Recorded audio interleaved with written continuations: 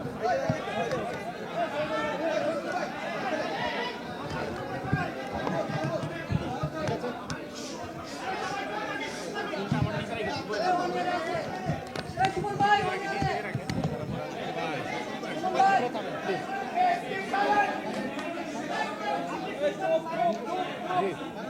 সাংবাদিক বন্ধুগণ, আপনারা দীর্ঘ সময় ধরে এখানে অপেক্ষা করেছেন। যে মামলার ব্যাপারে আপনারা তথ্য জানার জন্য এসেছেন সে বিষয়ে প্রসিকিউশনের পক্ষ থেকে আপনাদেরকে আমরা কিছু প্রয়োজনীয় তথ্য জানাতে চাই। তা আপনারা অনুগ্রহ করে একটু শব্দ বন্ধ করেন। প্রিয় সাংবাদিক বন্ধুগণ, আপনারা জানেন যে আজকে আইসিটিবিডি কেস নাম্বার 2/2025 সেই মামলাটির আজকে একটা নির্ধারিত তারিখ ছিল। সেই মামলাটি হচ্ছে শেখ হাসিনা, আসাদুজ্জামান খান কামাল এবং চৌধুরী আব্দুল আল মামুন, তিনজন আসামির বিরুদ্ধে। তাদের বিরুদ্ধে গত জুলাই এবং আগস্টে 2024 সালের বাংলাদেশে সংগঠিত যে ম্যাসাকার এবং মানবতা বিরোধী অপরাধ, সেই অপরাধের দায়ে তাদের বিরুদ্ধে এই মামলাটি করা হয়েছিল। দীর্ঘ পথ পরিক্রমা শেষে, সাক্ষ্য গ্রহণ শেষে, উভয় পক্ষের যুক্তিতর্ক শেষে সেই মামলাটি এখন রায়ের আগামী 17ই নভেম্বর সোমবার দিন নির্ধারিত করেছেন।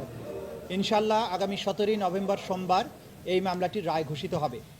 এই মামলাটি চূড়ান্ত পর্বে আসার পেছনে আমাদের প্রসিকিউশনের যে সমস্ত সদস্যবৃন্দ অক্লান্ত পরিশ্রম করেছেন তাদের প্রতি, আমাদের তদন্ত সংস্থার যে সমস্ত তদন্তকারী কর্মকর্তাবৃন্দ তারা অক্লান্ত পরিশ্রম করেছেন এটাকে একটা যথাযথ প্রক্রিয়ার মধ্যে নিয়ে আসার জন্য, তাদের প্রতি, ভিকটিম পরিবার, সাক্ষী যারা দিয়েছেন, যারা নেপথ্যে কাজ করেছেন, সর্বোপরি বাংলাদেশের সাধারণ মানুষ যারা এই বিচার প্রক্রিয়ায় আমাদেরকে পেছনে থেকে সমর্থন করেছেন, সাহস জুগিয়েছেন, তথ্য দিয়েছেন এবং ধৈর্য ধরে আজকে এই মামলাটিকে রায়ের পর্যায় পর্যন্ত নিয়ে আসার ব্যাপারে ভূমিকা পালন করছেন, সেই গোটা জাতির প্রতি প্রসিকিউশনের পক্ষ থেকে আমাদের গভীর কৃতজ্ঞতা, শ্রদ্ধা এবং ভালোবাসা জানাচ্ছি। আমরা অঙ্গীকার করেছিলাম যে যারাই বাংলাদেশে যত শক্তিশালী হোক না কেন, যদি কেউ অপরাধ করে, মানবতা বিরোধী অপরাধ করে, তাদেরকে সঠিক পন্থায় বিচারের মুখোমুখি করা হবে এবং তাদের আইন অনুযায়ী যে প্রাপ্য সেটা তাদেরকে বুঝিয়ে দেওয়া হবে।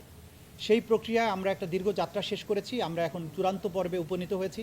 আশা করছি ইনশাআল্লাহ 17ই নভেম্বর আদালত তার সুবিবেচনা, তার প্রজ্ঞা প্রয়োগ করবেন এবং এই জাতির যে বিচারের জন্য আকাঙ্ক্ষা, যে তৃষ্ণা, সেটার প্রতি তারা সুবিচার করবেন এবং একটি সঠিক রায়ের মাধ্যমে বাংলাদেশে সংগঠিত মানবতা বিরোধী অপরাধের একটা ইতি ঘটাবেন এবং ভবিষ্যতের জন্য এই রায়টি ইনশাআল্লাহ দৃষ্টান্ত হয়ে থাকবে তেমন একটি রায় আমরা প্রত্যাশা করছি। তা আপনাদের সবাইকে ধন্যবাদ এখানে আমাদের কথা শুনে। আমরা এখন আর অতীতে বহুবার আপনাদের এই বিষয় নিয়ে কথা বলেছি, কি অভিযোগ ছিল। আমরা সর্বোচ্চ শাস্তি আদালতের কাছে প্রেয়ার করেছি, আদালত তার সুবিবেচনা প্রয়োগ করবেন এবং আমাদের পক্ষ থেকে প্রেয়ার হচ্ছে যে এই অপরাধের দায়ে আসামিদের জন্য সর্বোচ্চ সাজা দেওয়া হয়।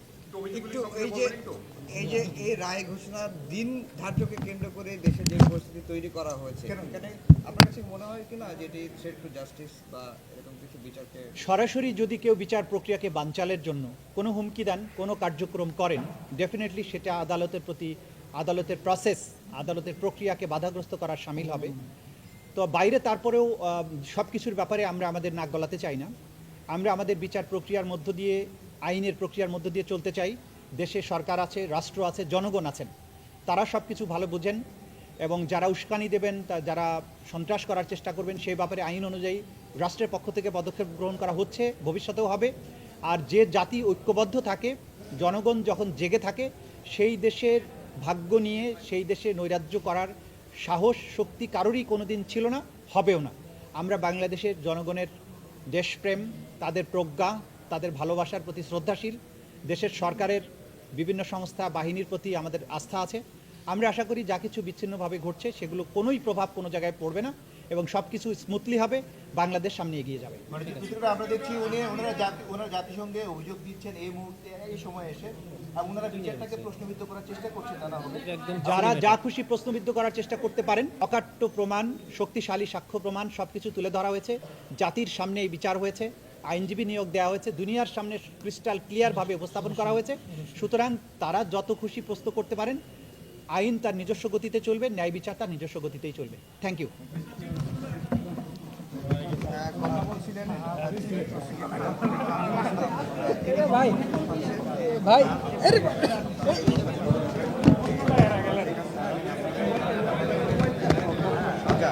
অর্থাৎ মৃত্যুদণ্ড